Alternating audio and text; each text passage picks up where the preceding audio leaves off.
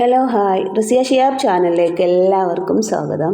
ഇന്ന് നമ്മളിവിടെ ഉണ്ടാക്കാൻ പോകുന്നത് പരിപ്പ് വടയാണ് കേട്ടോ. നല്ല ക്രിസ്പി ആയിട്ടും വളരെ നല്ല ടേസ്റ്റോടു കൂടെയും കടയിൽ നിന്ന് കിട്ടുന്ന അതേ രുചിയിൽ തന്നെ നമുക്ക് വീട്ടിൽ തയ്യാറാക്കാം. കൂടുതൽ എണ്ണ കുടിക്കാത്ത രീതിയിൽ തന്നെ നമുക്കത് തയ്യാറാക്കാം. അപ്പോൾ ഇതിനായിട്ട് ഞാൻ ഇവിടെ കുറച്ച് പരിപ്പ്, കടലപ്പരിപ്പാണ് എടുത്തിട്ടുള്ളത്. അത് നല്ല വൃത്തിയിൽ കഴുകിയിട്ട് ഒരു 3-4 മണിക്കൂർ ഞാൻ കുതിർത്ത് വെച്ചിട്ടുണ്ട്. കുതിർത്ത് വെള്ളമൊക്കെ കളഞ്ഞതിന് ശേഷം അതിൽ നിന്നും ഒരു 2 സ്പൂൺ മാറ്റി വെക്കുന്നുണ്ട് കേട്ടോ. ഇനി ഈ കടലപ്പരിപ്പിലേക്ക് ഒരു 10 ചെറിയ ഉള്ളി ഇടുന്നുണ്ട്. ഒരു കഷ്ണം ഇഞ്ചി ഇട്ടെടുക്കാം. അതുപോലെ ഒരു 3 പച്ചമുളക് ഇട്ടെടുക്കാം. ഇനി ഇതിലേക്ക് കുറച്ച് കറിവേപ്പില ഇട്ടെടുക്കാം. അതിനുശേഷം ഇത് കുറേശ്ശായിട്ട് നമ്മളിത് അടിച്ചെടുക്കാം. 2 പ്രാവശ്യമായിട്ട് അടിച്ചെടുത്തിട്ടുണ്ട് കേട്ടോ. അപ്പോൾ ഇത് നല്ല രീതിയിലൊന്ന് അടിച്ചെടുക്കണം. നല്ല പേസ്റ്റ് പോലെ ഒന്ന് അടിച്ചെടുക്കണ്ട കേട്ടോ. പിന്നെ ഇതിലേക്ക് ആവശ്യമായിട്ട് പാകത്തിന് കുറച്ച് ഉപ്പ് ഇട്ടെടുക്കാം.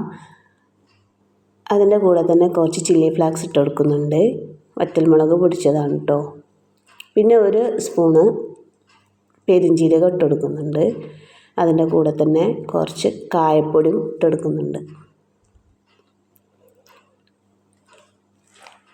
അതിനുശേഷം നമ്മൾ മാറ്റി വെച്ച പരിപ്പും ഇതിലേക്ക് ചേർത്ത് കൊടുക്കാം. എന്നിട്ടിത് വീണ്ടും ഒന്ന് കുഴച്ചെടുക്കാം. നന്നായി ഒന്ന് കുഴച്ചെടുത്തതിന് ശേഷം ഓരോ ഉരുളകളാക്കി ഇങ്ങനെ കയ്യിലിട്ടിട്ട് ഒന്ന് പരത്തിയെടുക്കാം. ചെറുതായിട്ട് നമുക്ക് വേണ്ടതിനനുസരിച്ച് വട്ടത്തിലെടുക്കാം കേട്ടോ. വലുത് വേണമെങ്കിൽ കുറച്ച് വലുതിലെടുക്കാം.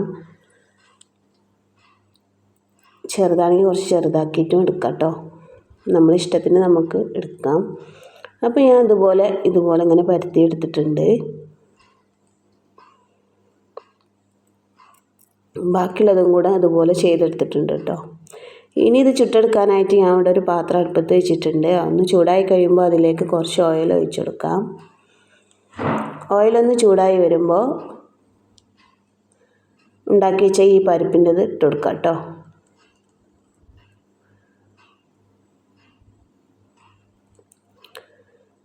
അപ്പോൾ ഞാൻ ഇവിടെ ഒരു 3 ഇട്ടെടുക്കുന്നുണ്ട്. അതിൻ്റെ അടിവശം ഒന്ന് വെന്ത് കഴിയുമ്പോൾ ഒന്ന് മറിച്ചിട്ടെടുക്കാം.